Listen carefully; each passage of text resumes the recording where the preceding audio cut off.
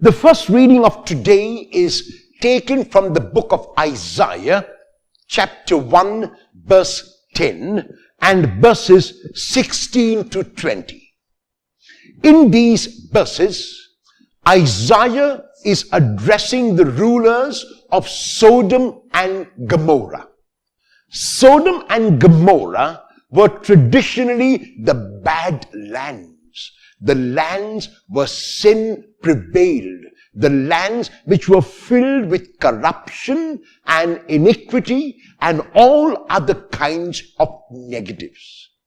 And through the voice of Isaiah, the Lord intends to bring the people back to Him. And Isaiah's exhortation to the rulers is that they must lead the people in being just, in being fair, in reaching out to the people and being concerned about the less fortunate, being concerned about the needy. The rulers have to hear the plea of Isaiah, have to hear the exhortation of Isaiah, and if they do that, then the Lord can take them back once again to His heart, because the Lord is loving and tender and full of mercy and compassion. In the gospel text of today, taken from the Gospel of Matthew, chapter 23, verses 1 to 12, Jesus talks about the religious leaders of His time. And when He talks about them, He says that they were people who lived merely to make a show to others of their religiosity and of their holiness. They showed others that they were pious. They showed others that they were righteous. This is only the external show, however.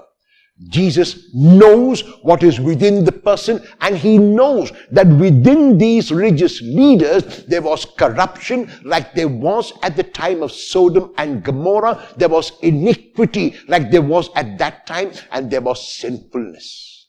So the external show, and often the more external the show is, the less depth there is within a person. So Jesus is telling His disciples that they must not be like the religious leaders of His time. They must be like His disciples, and if any one of them wants to be great, that person has to show his or her greatness not with the external clothes that he or she wears, not with the authority that he or she will manifest, but through service. As Jesus ends the exhortation, He says very clearly that anyone who wants to exalt themselves will be humbled. And the one who humbles themselves will be exalted. Somebody said so beautifully, humility is a funny thing.